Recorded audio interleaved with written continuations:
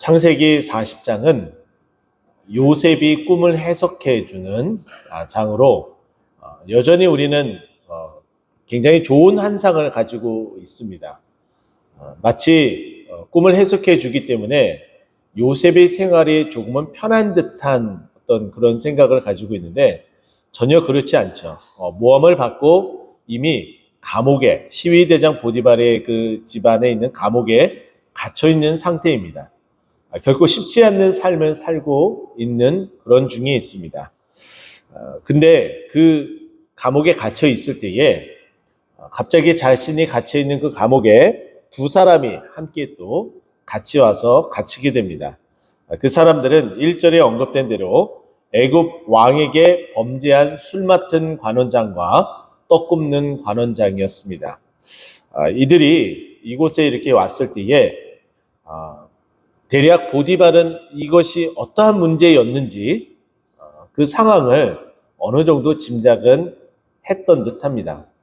그렇기 때문에 앞으로 되어질 그 추이를 어느 정도 또 알고 있었던 듯하고 또 제가 좀 생각하기는 좀 오바해서 생각할 수도 있지만은 왕은 그때그때 기분에 따라서 소위 말해서 자신들의 그 부하를 컨트롤하기 위해서 징계도 내리기도 하고 또 상을 주기도 하는 어떤 그런 모습들을 오늘 볼 수가 있는데 그런 일들이 이전에도 있었다라고 생각을 된다면은 충분히 이렇게 감옥에 보냈다가 다시 복직을 하게 되는 이런 일들이 충분히 있었던 듯하고 그와 같은 추측을 해본다면은 이 보디발이라는 이 사람이 자신의 시위대장으로서 자신의 감옥 안에 왕의 명령에 따라서 술 맡은 관원장과 떡 굽는 관원장이 왔을 때에 혹 이 둘도 때가 되면은 또 복직하게 되지 않을까라는 생각을 또 가졌던 듯합니다. 또 그거에 대한 또 근거를 또 하나 이야기를 하자면은 20절 말씀 보게 되면 우리가 읽은 말씀이죠. 제3일에 바로의 생일이다라고 이야기가 되어져요. 생일이면은 그 왕이 가지고 있는 그 인자함, 그 덕을 또 베풀기 위해서 이런 일이 있지만은 내가 왕으로서 내가 이렇게 후대하겠다라는 표현을 하면서 좋은 일을 이렇게 함으로 백성들에게 우리 왕이 이런 왕이구나라는 것을 보여주기 위한 굉장히 좋은 어떤 그런 상황들을 만들어 간다라고 볼 수도 있겠죠. 그렇기 때문에 이 시위대장, 친위대장이었던 이 보디발이 어떻게 합니까? 이 두 사람이 왔을 때에 옥에 가두게 되는 그 상황을 정확하게 알고 그 두 사람을 요셉에 의해서 이렇게 보필하도록 만들게 됩니다. 이것은 굉장히 좀 특별한 부분들인데요. 그것은 뭐냐면은 이 4절에 나타나는 친위대장이 요셉에게 그들에게 수종들게 하매 요셉이 그들을 섬겼더라라고 되어져 있잖아요. 그런데 우리가 어제 말씀을 봤던 것처럼 3절입니다. 39장 3절. 그의 주인이 여호와께서 그와 함께 하심을 보며 또 여호와께서 그의 범사에 형통하게 하심을 보았더라라고 이야기를 했습니다. 요셉이 형통하고 또 요셉이 하나님이 함께 하셨던 것을 성경이 그냥 우리에게 증언하는 것으로 끝난 것이 아니라 그 모든 상황을 누구도 봤다는 거예요. 이 친위대장이 직접적으로 그것을 다 본 거예요. 다 알았던 거죠.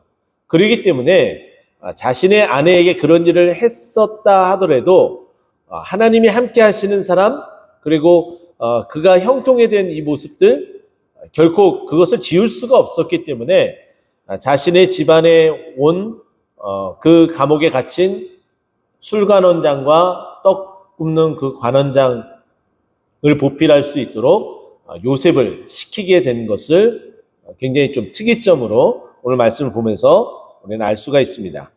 자, 그랬더니 그 옥에 갇힌 그 두 사람이 하룻밤에 꿈을 꾸게 됩니다. 이것도 매우 특이하게 되죠. 술 맡은 관원장과 떡 굽는 관원장이 하룻밤에 꿈을 꾸게 되는데 이 꿈으로 인하여서 두 사람 다 얼굴에 근심빛이 가득 드리워지는 모습을 보게 됩니다. 그게 7절 말씀이죠.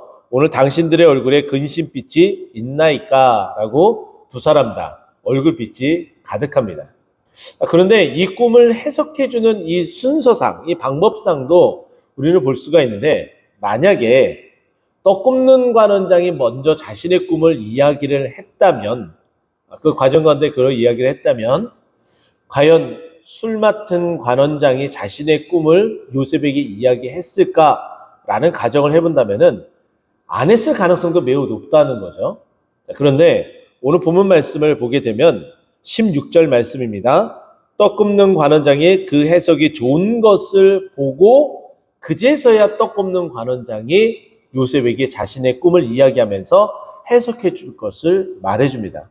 근데 이것이 반대로 꿈에 대한 해석은 변하지 않고 하나님이 해석해 주시기 때문에 그대로 된다면은 떡 굽는 관원장의 꿈을 먼저 해석해 주고 그 이야기를 곁에서 들었었던 술 맡은 관원장은 자신의 꿈도 그와 같은 좀 암울한 어두운 앞으로 앞이 안 보일 만한 그런 상황의 꿈으로 해석되어질 두려움에 그 꿈 이야기를 안 했을 가능성도 충분히 배제하지 못한다는 거죠.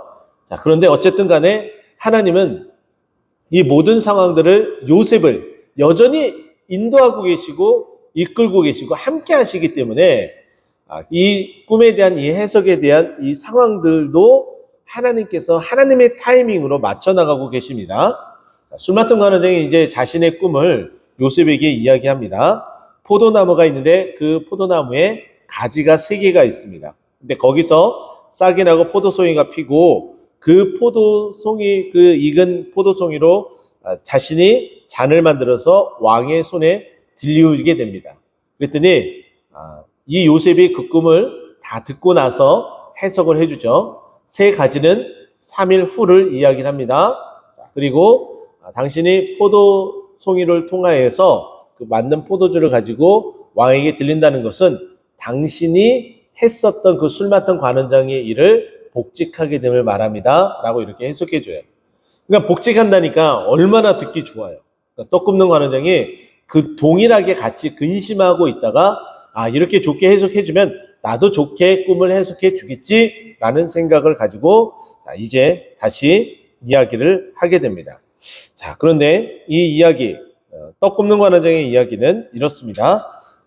떡 광주리가 3광주리가 있는데 맨 윗광주리에 바로를 위한 음식을 잔뜩 준비를 했는데 새가 날아와서 그것을 다 먹게 되었다라는 꿈이었어요. 그 꿈을 해석을 이렇게 이야기합니다. 그 새 광주리는 3일 후를 말합니다. 그리고 당신이 왕을 위해서 음식을 준비하는 그 일을 했는데 안타깝게도 새가 와서 그것을 다 먹지 않았느냐? 당신이 나무에 달려져서 죽게 되고 새가 날아와서 당신의 그 죽음을 먹게 될 것이다. 이런 해석을 하는 거예요. 이런 해석을 하는 것도 굉장히 쉽지 않는, 그 말을 그 앞에서 하는 것도 굉장히 쉽지 않은 일이죠. 그런데 그 말을 꿈을 해석해 주신 하나님의 말씀 그대로 행하게 됩니다. 근데 이 두 꿈을 다 해석해 줬을 때에 요셉이 먼저 술 맡은 관원장에게 이 꿈을 해석해 주면서 부탁을 하나 하죠. 14절 말씀입니다. 당신이 잘 되시거든 나를 생각하고 내게 은혜를 베풀어서 내 사정을 바로에게 아뢰어 이 집에서 나를 건져주소서. 그리고서 자기 자신이 누구인지, 그리고 옥에 갇혀서도 내가 옥에 갇힐 만한 일을 하지 않은 사람이다라는 것을 15절에 언급을 합니다. 자, 그런데 이 꿈을 해석해 주고 나서 오늘 본문 첫 번째 읽었었던 20절 말씀처럼 이 3일이라는 숫자가 결국은 3일 후에를 말하는데 3일 후가 또 정확하게 바로의 생일이에요. 꿈을 해석해 주는 그 말을 듣고서 지금 이 술 맡은 관원장과 떡을 굽는 이 관원장은 바로의 생일이라는 것이 어떠한 의미인지, 그리고 바로가 이전에 어떻게 행했는지 알았기 때문에 술 맡은 관원장은 더더군다나 잔뜩 기대를 했었겠죠. 기분이 얼마나 좋았겠습니까? 근데 그 꿈에 해석한 대로 그대로 우리가 읽는 그대로 술 맡은 관원장은 복직을 하게 되고 떡 맡은 관원장은 그 나무에 달려서 죽게 되고 새가 그 죽음을 먹게 되는 상황이 그대로 펼쳐지게 됩니다. 자, 그리고 나서 오늘 이 본문에 22절 보게 되면은 요셉이 그들에게 해석함과 같이 되었으나 라고 되어져 있어요.